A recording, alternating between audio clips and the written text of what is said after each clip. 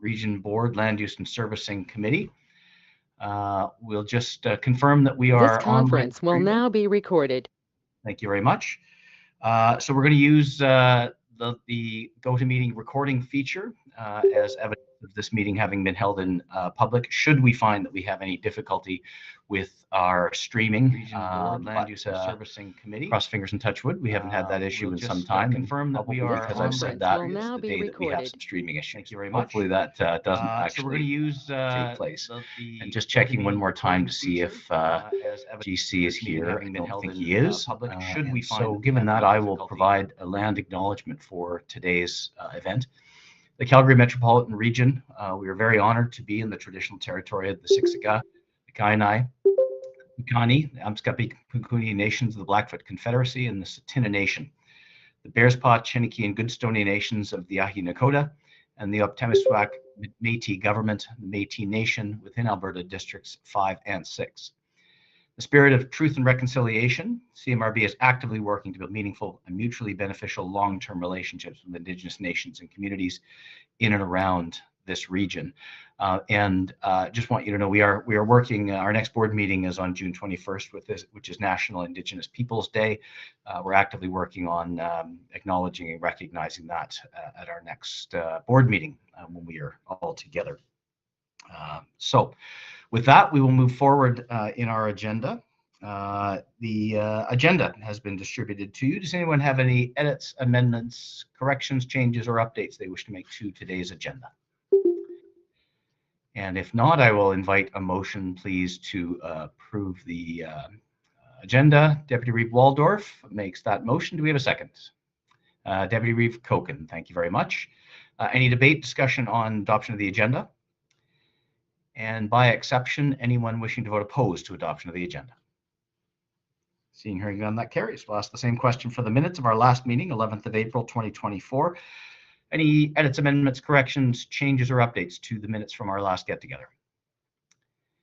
And if there are none, may I have a motion, please, to approve the minutes? Deputy Reeve Koken, thank you. And Councillor Robinson. Any debate or discussion on that? And by exception, anyone wishing to vote opposed to adoption of the minutes? Seeing, hearing none, that carries. Thank you very much. Okay, into the heart of the agenda. We have a couple of substantive issues here today to discuss. A couple of projects moving forward, one in the project charter phase, one immediately before that, and then a couple of updates. Lisa Tippmann's going to take us through the environmentally sensitive areas dashboard project charter. Lise, over to you. Thank you very much, Mr. Chair. Good morning to everyone on the committee. Starting in 2022, the CMRB initiated an environmentally sensitive areas database project to learn more about where environmentally sensitive areas are located within the Calgary Metro region. The database project was recently approved by the board in early 2024. The database itself establishes a common approach to identifying and mapping regional ESAs and ecosystem services in the CMR with the intention of incorporating this information into the work of the CMRB and member municipalities. This work has supported the board's vision to maintain a deep respect for nature, use land wisely, share our services, and care for our wildlife, air, and water.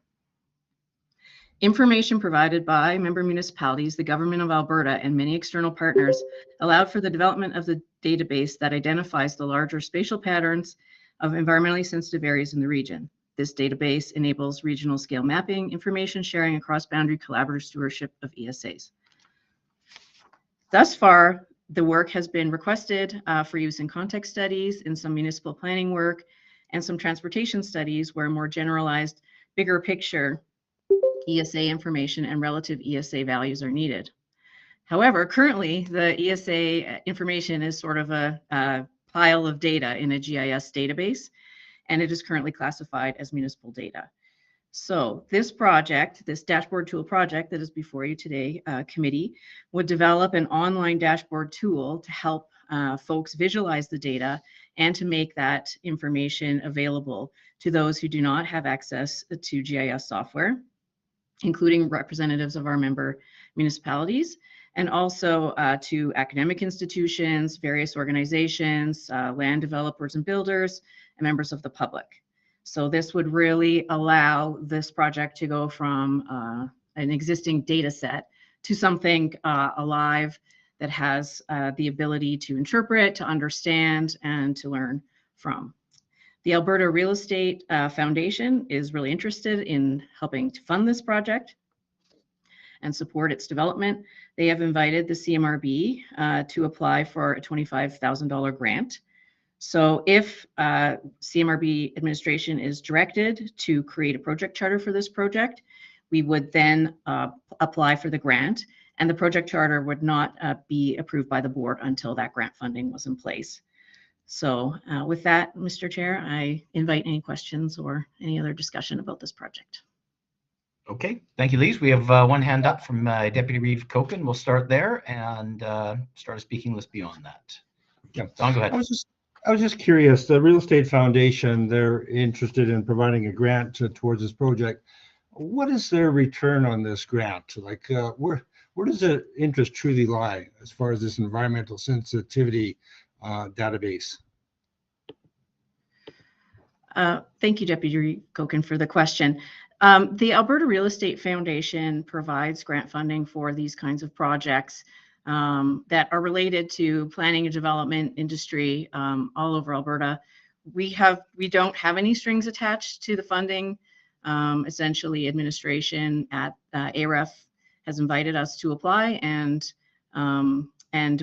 provide this information in the project. So the funding hasn't influenced the project at all.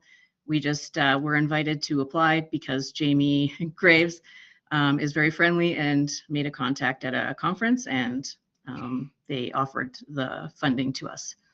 Okay, so no, you mentioned no strings attached, so it's just basically a funding program that they support, and away we go with it. Yes, that is correct. Okay, thank you.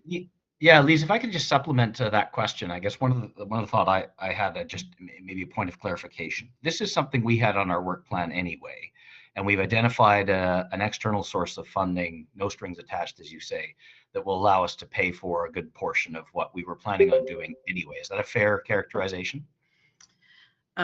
Yes, Mr. Chair, that is a fair characterization. The idea of the dashboard tool has been included in this project for some time. It was not in the original scope, but essentially, unless you have the ability to access the GIS information through a GIS program, you really can't do much with it. It can be incorporated in planning projects, but it's not broadly available, and we like to be as open as possible with our data and our information. So that's part of this project, great. and always has been. Perfect. Thank you. Councillor Corral, you had some other stuff on the go this morning, we know. No worries at all. We took care of the land acknowledgement. Perhaps a little later in the agenda, if you wish, you can provide us a little bit of an update on what's happening in Calgary with the water situation, obviously a big concern. So no worries at all. Glad to see you here joining us. Councillor Petro, you're up. Go ahead. Yeah, thank you. So through the chair, just a couple questions on this item here. So once the dashboard is complete, I'm just trying to figure out if we can expect any ongoing maintenance, monitoring, or subscription costs down the road. And if so, how is that going to be covered? Thank you for the question, Councillor Petro. Yes, there will definitely need to be maintenance to the database. Obviously, we want the information to be accurate and up to date. That information is coordinated, of course, with the database project, and there is an approach to updating that information and how it will be updated as the data set itself was taken care of in the previous project. And then, so this tool will require updating, of course. It will be coordinated with that dashboard tool, and part of the delivery of the project scope will be a better understanding of how that will work. So I don't have all of the details about that right now because it is part of the project scope and the understanding that will come from doing the project. But we will, I think, cross that bridge when we get there. But we don't expect it to be extremely significant, given we've already had the database updating taken care of in the previous project that's been approved. Okay, thank you so much. And just before I ask my next question, I'm going to apologize in advance to everybody because I am, of course, having connection issues. So Chair Clark is a whole bunch of colored boxes on my screen right now, and I may cut off. But so my next question, so can new data will it be able to be easily integrated into the dashboard tool? So as we go along, how easy will that process be to integrate new information? Thank you for the question. I'm not sure exactly how easily it can be updated, but I do know that I will give maybe Scott Humphrey a chance to weigh in. Scott, did you have anything you wanted to add as our GIS and data lead here for the CMRB? He's streaming, so he might not be able to jump on. Oh, there he is.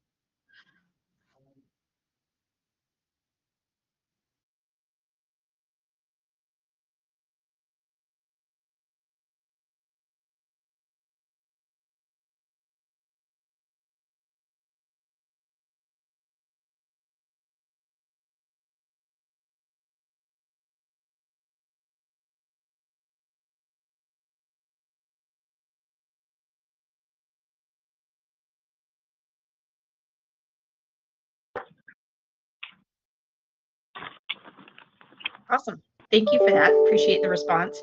And then my last question really, so if this is open to the public, just in my brain, I think there's going to be a lot of questions that'll be submitted from the public. So will the CMRB be fielding those questions? Will it be directed to member municipalities? And if it is directed to CMRB, do we have adequate resources to cover questions from the public on something like this? Thank you, Councillor Petro. So the tool itself is intended to have a narrative format so that the information is being explained and that the scale at which you can use the information is not so refined, because this has never been intended to be a site-specific ESA tool. It's always intended to be more a regional scale tool.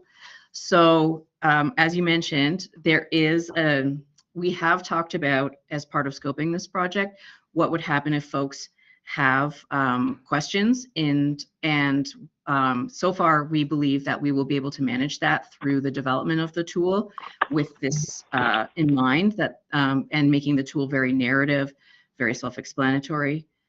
We would field the questions here at the CMRB, and we believe that we will be able to manage that if the tool is developed with the public in mind. We will also be beta testing the tool to ensure that it's communicating properly, and that any of those kind of things that you can't see when you're working on something where it's maybe not communicating as well as you thought, we'll be having some external organizations look at it from that fresh perspective in order to hopefully catch a lot of those things that might not communicate as well as we're hoping for. But yeah, we will field the questions, and we believe that we have the resources to do it.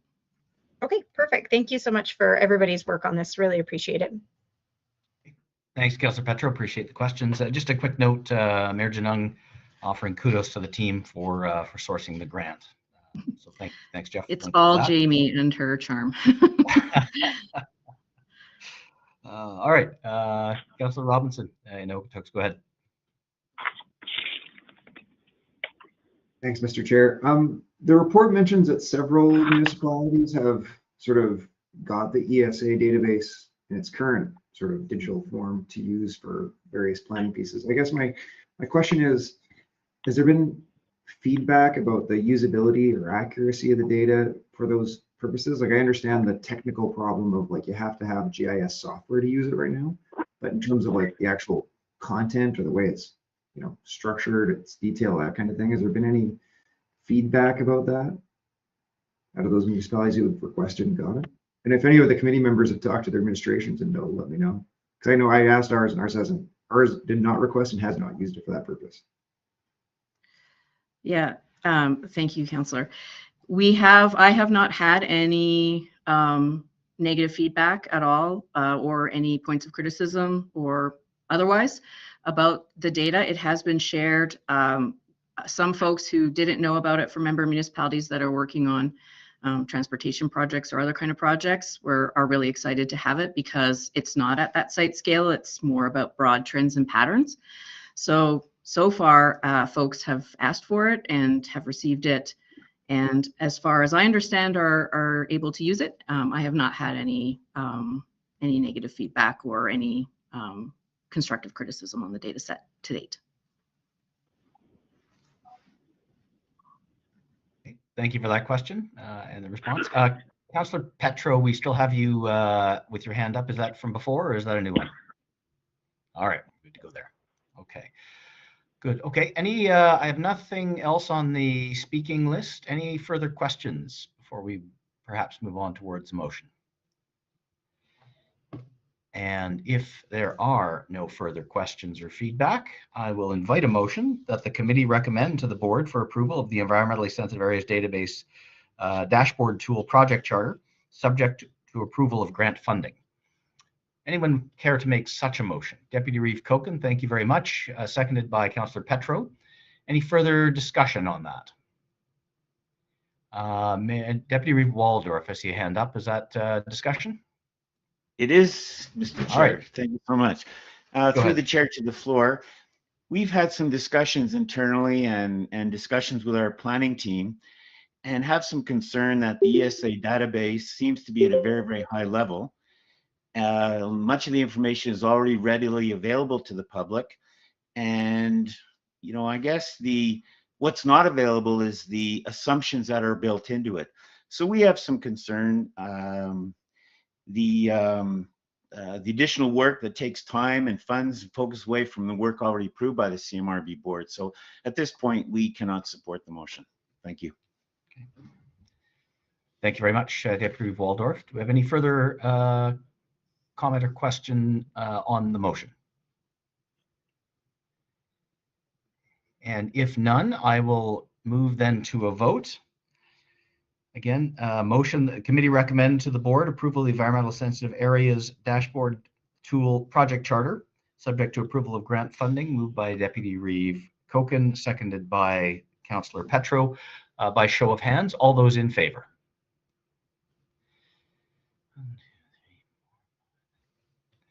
And opposed?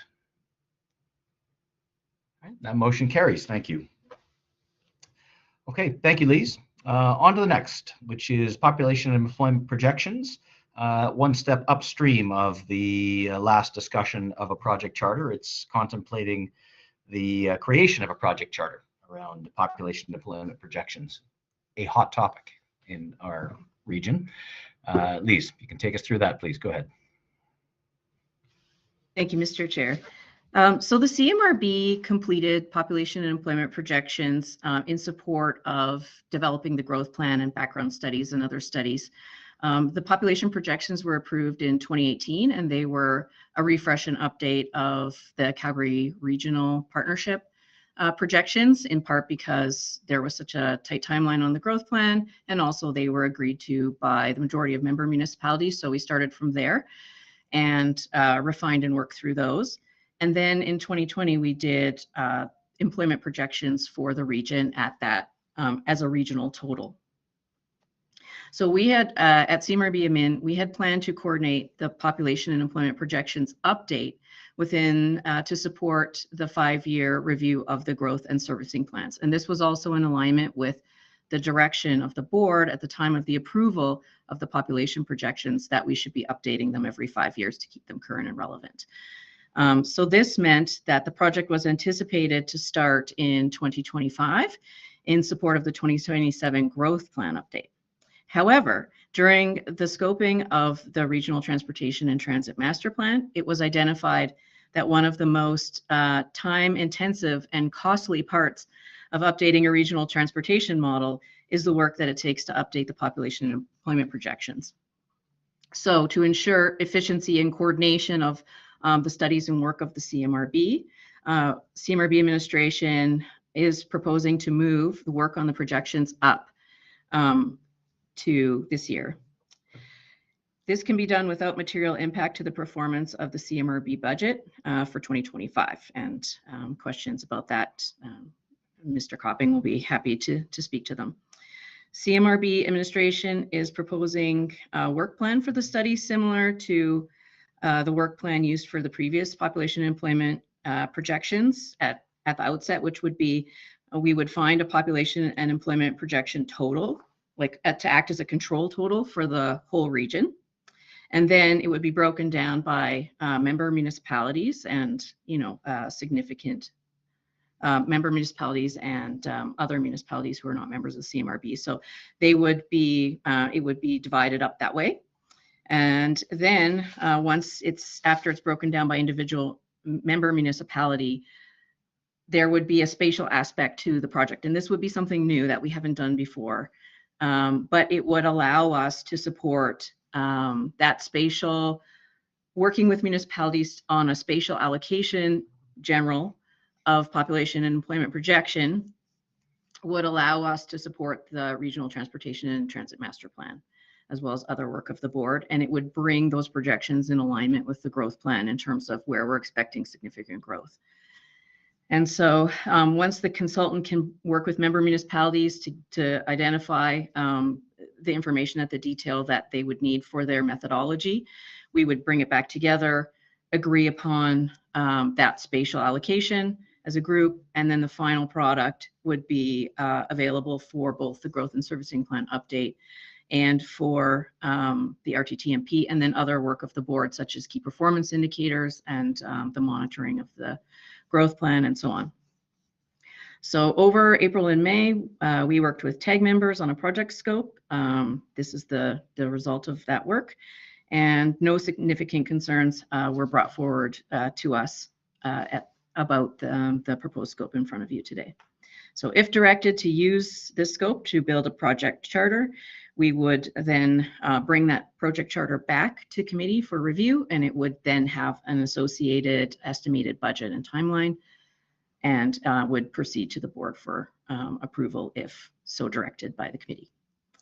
I look forward to any questions, Mr. Chair. Lisa, thank you very much. Okay, we'll open it up for any discussion, comments, or questions about the scoping phase.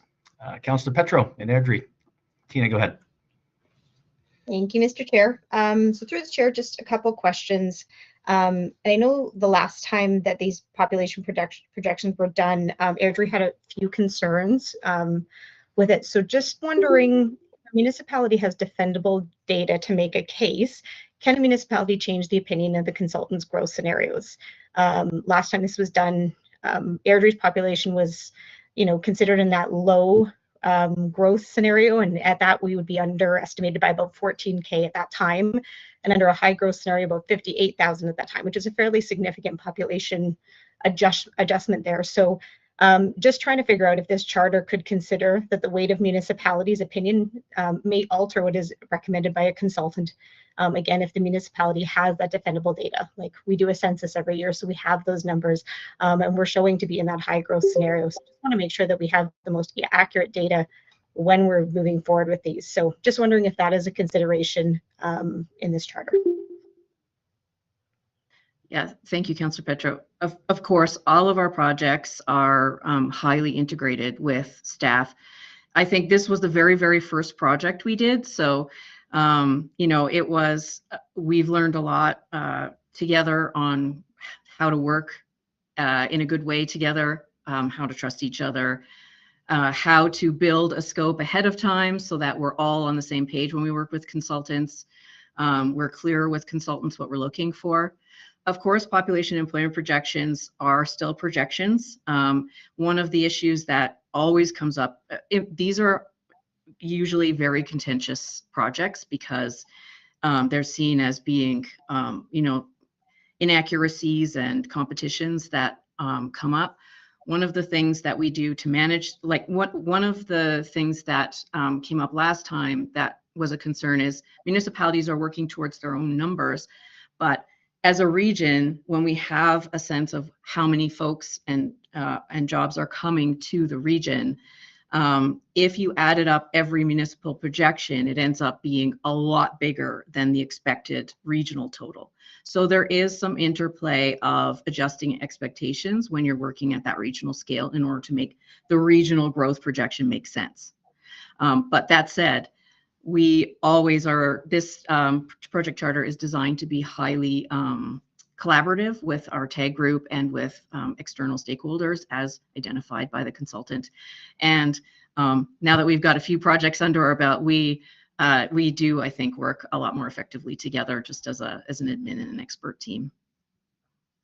Okay, perfect. And then the only other question I had really, so if the consultant is using the 2018 population projections and the 2020 employment projections, it's similar to my first question, but I just want to make sure that we're going to be using updated, accurate data and not outdated stuff. So is there going to be additional oversight just to justify the findings from the previous data that we had? Thank you, Councillor Petro. Yeah, sorry if there's a lack of clarity in here, and I can see how it says we say we're updating the projections.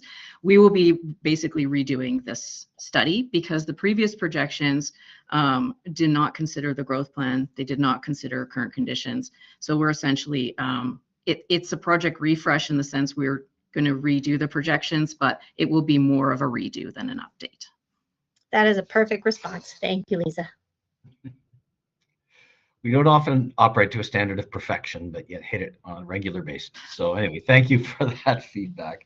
All right, Councillor Robinson, followed by Deputy Reeve Koken. Brent, go ahead. It wasn't quite clear to me in the report, but there's certainly discussion in the report about the interaction between the projections and the completion of the JPA context studies. Like, what is like, I understand the project charter will have the detail on the timing, but like, can you give us a sense of what the timing estimates would be?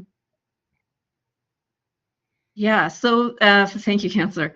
The timing is a bit tricky because we have municipal development plan updates and we have context studies for the joint planning areas all being due around the same time. So we will be, again, as some of our projects do, co-building this project while we are also building other projects, and they are interrelated for sure. So that's something that we have to identify and kind of work with. We can do quite a bit on where are we today and the influencing factors and so on of where we will be at our next projection date. So we can do quite a bit of work as those context studies are becoming finalized. So we are going to coordinate them to the best of our ability, and we'll be expecting the consultant to provide a work plan that accommodates for that. Okay, so the kind of timing then that you're estimating is completion after the middle of 2025 when those context studies are due. Yes, we would expect it to be. It's if we move through the project charter process, we would probably onboard, if it goes smoothly, we would onboard consultant probably in the early fall. And so I expect that this study will be about a year or so, depending on what the final scope is. But yes, they would be able to be coordinated, I believe. Right, and if we were doing this in the normal time frame like that was originally contemplated, we'd be having this discussion at this point in 2025, a year from now, and pushing it all back a year after that. Yes. Okay, and then my other, sorry, is it okay, Mr. Chair, if I have one other question? Go ahead, absolutely.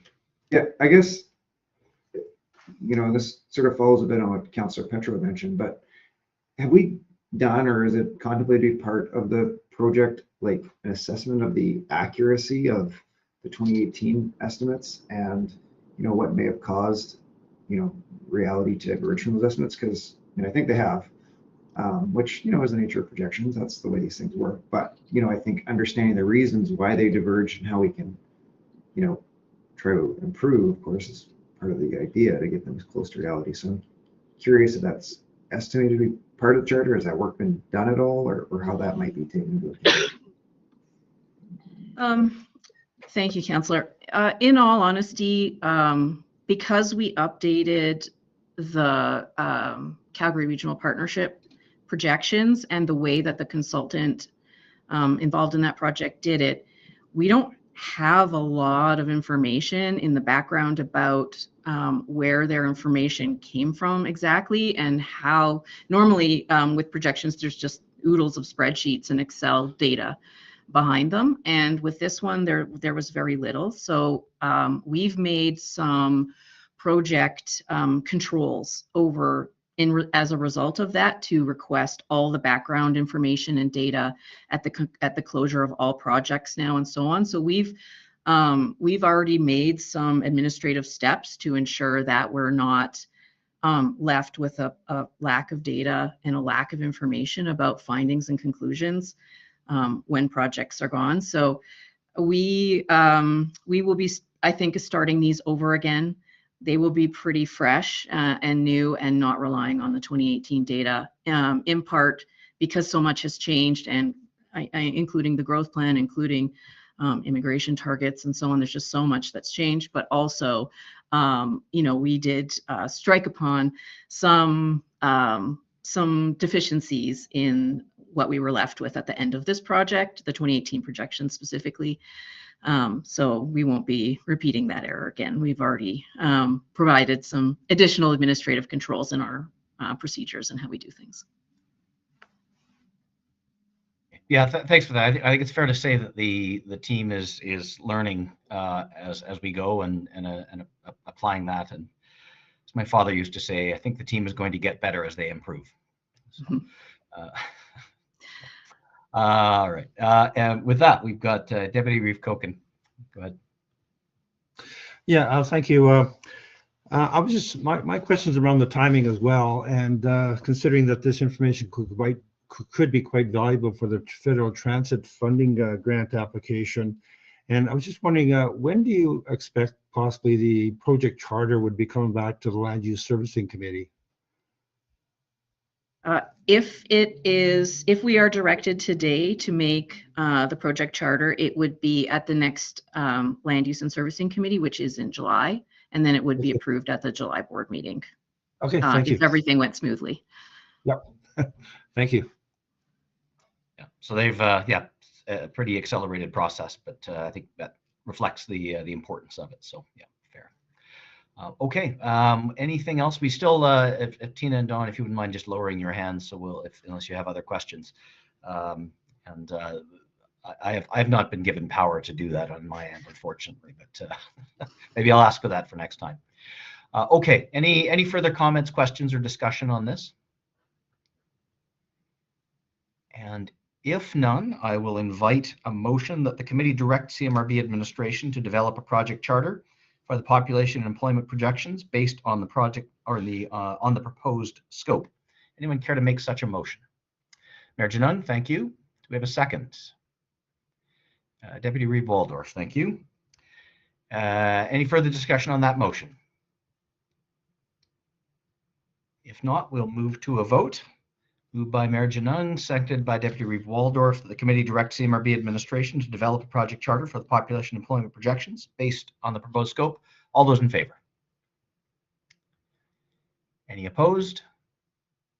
Seeing none, carries unanimously. Thank you very much. Lisa, thank you very much for both of those summaries. Really appreciate that work. On to the CMRB drought response, and Jamie will ask you to provide an update. And then perhaps at the end of this, Councillor Karoff, if you'd like, we can give you a bit of the floor, just give us a bit of an update on what's happening in Calgary, if you have one, and if not, certainly no pressure to do so, but feels like an appropriate part of the agenda here for us to do that. So we will kick it over here to Jamie Graves, who is probably frantically hitting the camera button. There she is. Jamie, you can give us a quick update on how it is you managed to make it rain this spring. Well done. Yeah. Sorry. Thank you, Mr. Chair, and good morning to the committee. Just by way of update on the drought response, at the Land Use and Servicing Committee meeting in January of this year, the committee recommended to the board that CMRB admin work with member municipality administrations to support a region-wide drought response. And CMRB admin met with water technical advisory groups to discuss options for supporting that response, and several options were discussed. And we provided the summary table of the actions that were identified in the briefing note here. And in February, the board approved working with the administrative teams and actions in the table below, and focused on the convening function of the board at an administrative level and promoting the alignment of broad regional messaging on how residents and businesses in the region can do their part to conserve water, as well as a few other actions. And so CMRB admin worked with water and communications and engagement experts from participating member municipalities on 6 key messages. Just a note of special thanks to Rocky View County for getting us started with a set of draft messages for the group to discuss and debate. And the 6 key messages in the attachment are the result of that work over April and May. And the key themes were around water connects us all, unity and diversity, education and engagement, building resilience together, actions for all, and the provincial government's role. And so CMRB admin, if there are no major issues coming forward today, we would use these above messages on social media posts and in updates to our landing page of our website, and just in general communications as we're out in the public doing messaging or presenting on the growth plan and servicing plans, as happens from time to time in the work of the roadmap. And CMRB admin would continue to work with member municipality administrative teams on the functions as it relates to drought response. So we would continue to keep that agenda item on our committee meetings, as well as meeting with the TAG regularly to discuss current conditions and updates, and continue to outreach to the province as required. Chair, if anyone has any questions, I'm happy to respond. Thanks, Jamie. We do have one hand. Deputy Reeve Copen, go ahead. Thank you. So we do have a regional drought management plan in place, and it looks like municipalities have contributed to it all. And we're going to be putting it on our websites to educate our citizens accordingly. But what role is the province going to do to help us educate the members in the region as well as the province itself? Yeah, that's a great question. Thank you, Deputy Reeve. So the province has alluded to having a communications and outreach program over the coming months, and especially over this growing season. To what extent that work has advanced, we haven't received a recent update. However, as you had probably heard in some of the communications from the minister, that was something she talked about. So certainly just the elevated discussion and conversation that's happening around drought in the province is something that has elevated the awareness of people about how water is managed in the region and across Alberta, frankly. So that's definitely very positive. But as you say, it is a government-led initiative, or that's where the rights and responsibilities are, and therefore, their communications. I haven't heard any more recent updates, but that's something that they had talked about. So we look forward to hearing updates as they happen. Okay, and so we'll obviously provide you with that. Yeah, so we'll continue to work with them on it then? Mm-hmm, that's right. Okay, thank you. Thank you. We've got Deputy Waldorf up next. Go ahead. Thank you. Let me find my mic. Thank you very much, Mr. Chair. At our regional fire board yesterday meeting, we regularly get updates from our staff, and many of you have probably seen the provincial report. And let me preface my comment by saying, moving forward, of course, conservation and all the measures that we're all encouraging are certainly key. But we have had some good news, and I know we've heard, May, there's been a fair amount of rain, and in the Southern District, of course, we're all part of that. Basically, we're at near normal or moderately high levels in terms of what has happened in the last 30 days. And the soil moisture content for our farmers is certainly very important, and it's near normals as well. And that kind of relates to the last 3 years. So just wanted to give you the update. Obviously, we're encouraging conservation and the other measures, but just latest update from the province in case any of you haven't seen them. Thank you. That is great news. Yeah, thank you, Don. I agreed on all fronts. Conservation is always important, but it is also nice when we have some good news, because we haven't had an awful lot of that last few years. So that is great to hear for everyone. So, Councillor Petro in Airdrie, Tina, go ahead. Thank you very much. I'm going to lower my hand right now so I don't forget it when I'm done. So I just want to, and I really appreciate that update from Deputy Reeve Boldorf there. And I think it really shows how some of this messaging is very important. I appreciate the messaging that's been put out here because it speaks to the now as well as the future. I'm just wondering, how long are we going to continue the key messages and the promotion of this? Because right now we're kind of in that end of, I'm not going to say end of drought, but on the upside of the drought scenario that we were looking at. But even, with today, I was reading some of the comments on the City of Calgary, announcements that came out. So there are a lot of people that don't get it, and they'll continue to not get it. And so I'm just curious how short this strategy is, or how long-term this strategy is, just to kind of make that part of our everyday thing, and the water conservation efforts part of the everyday, not just the extremes. So if that made any sense, I hope you can answer it. Thank you. Yes, thank you for the question. Certainly these messages apply to many conditions, not just drought conditions, and that knowing where we are situated and the type of water system we live in is very important, and it has been identified as one of the key roles that the CMRB can have by the consultant that created the Water Roadmap Update. As you recall, this was under the promote key function.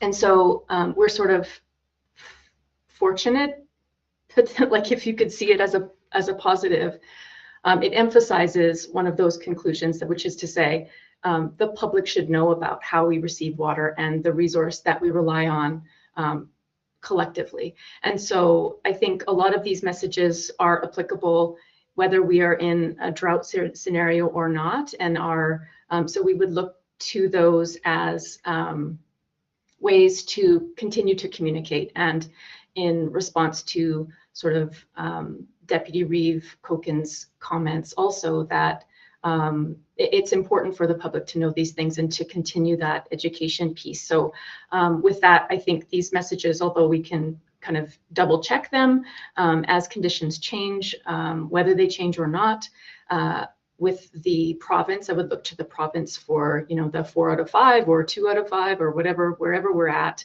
as conditions evolve over time.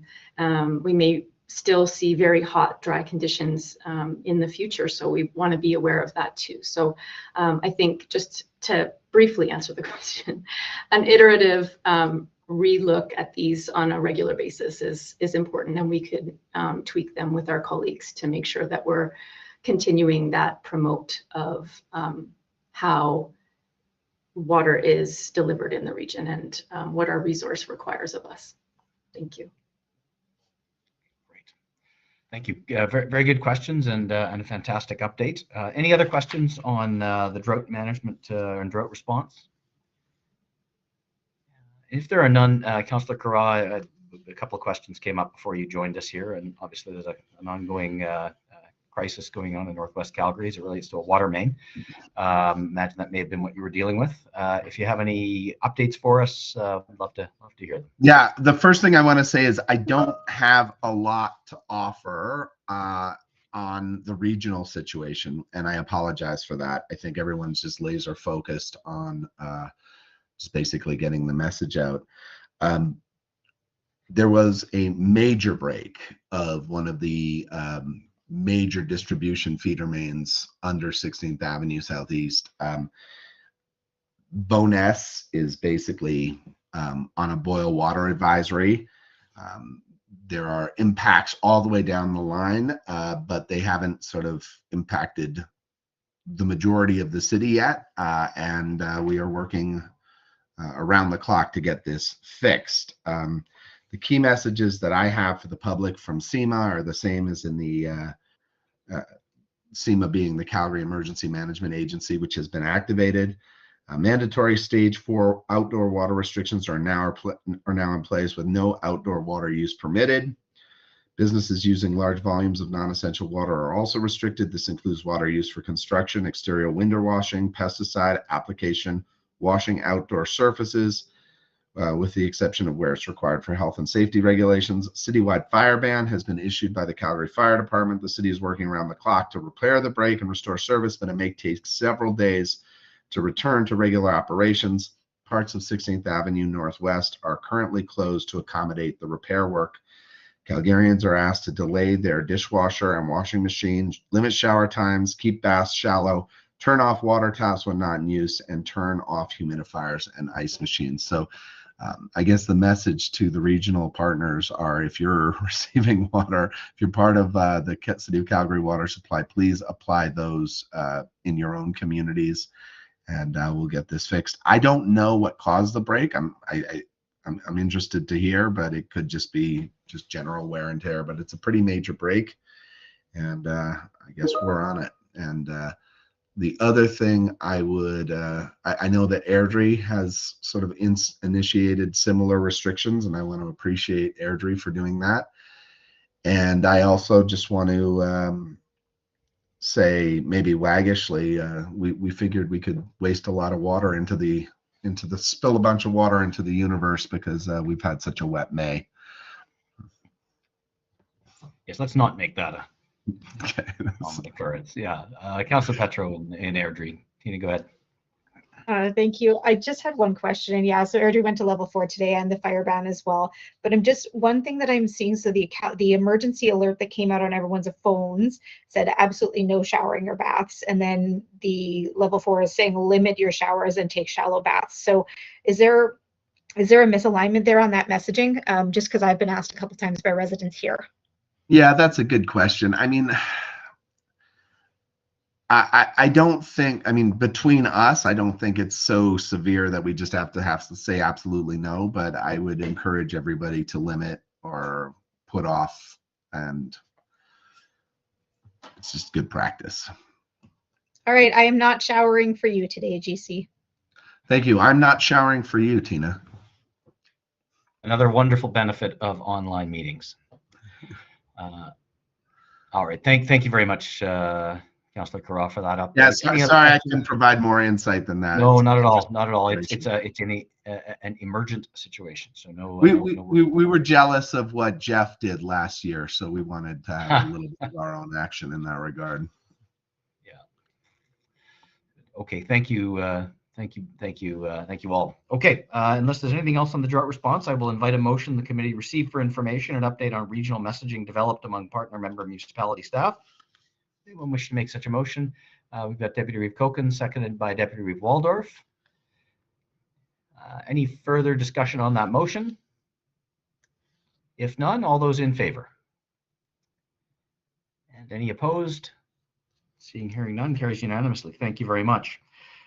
Jamie, we'll ask for a quick update on the board strategic initiatives update before we move into our closed session. Jamie, go ahead. Sorry about that, had myself on mute. So the agenda package has an update on a number of the initiatives ongoing with the CMRB. All of them are in green and almost all are complete. Just a note of, by way of update, the Regional Transportation and Transit Master Plan Part 1 request for proposal has been posted to Alberta Purchasing Connection as an open and competitive opportunity. So that's another more recent update for you that was not available last Thursday. With that, I'm happy to answer any questions. Great. Thank you, Jamie. Councillor Carra, GC, go ahead. I'm going to take a note from Tina and pull my hand down just as I start to speak, so it's not up there forever. So we've completed scoping on the Regional Transportation Transit Master Plan and the Water Roadmap update. Status updates of the implementation of those two projects needs to begin. Are we on track for following the timelines in the Water Roadmap update? Thanks for the question. So for the Water Roadmap update, we had put as a priority the drought response actions that were approved by the board in February, and thereby looking at the sort of kickoff of the other water roadmap recommendations into the fall. So given the season that is ahead of us and the constraints of resourcing as well, with CTF and our TTMP, Canada Transit Fund, and the request for proposal, we were looking at that as a way to manage all of those things together.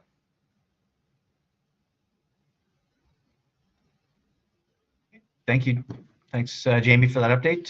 Councillor Crow, thanks for the question. Anything else on the board strategic initiatives update? Right. Can I just ask a brief little follow-up? Absolutely. Yep. Can we start tracking those two projects in the updates in the future, please? Can do. Happy to add them. Thank you very much. And will do. You'll see that, I think, in the next probably the board update in the end of June. So thank you for that. Okay, any other questions on the project update? If none, I will invite a motion that we receive for information and update on board initiatives. Who wishes to make such a motion? Councillor Robinson, thank you. Seconded by Councillor Petro. Thank you very much. Any discussion? All those in favor? Any opposed? None. Carries unanimously. Thank you very much. Okay, we are going to stop recording and stop the stream as This conference is no longer being recorded. Thank you. Head into Can we take a 2-minute bio break? Is that possible? 2 minutes. You got it. Absolutely. We'll do that. Anyone needs a quick break, feel free to take one, and we'll resume once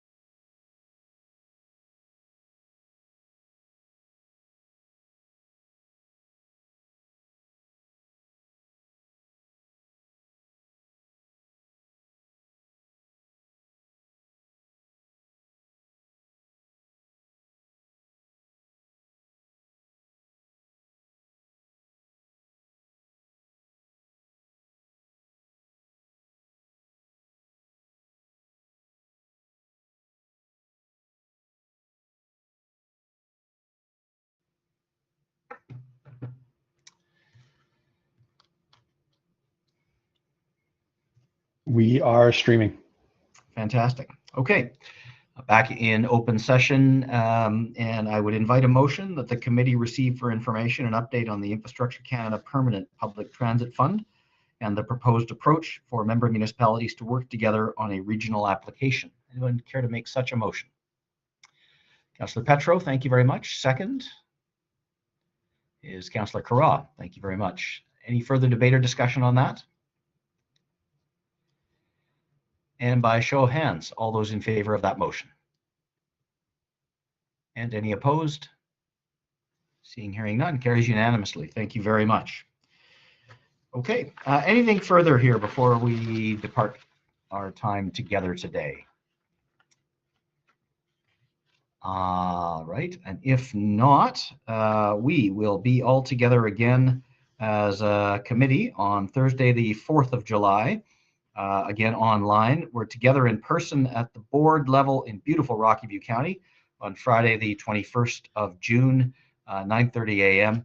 And then again, a governance committee meeting will be Friday, 13th September online, 9 o'clock. And unless there is anything further, the agenda being exhausted, I declare the meeting terminated with my sincere thanks. Be well. See you folks in Calgary. Good luck. Hopefully that's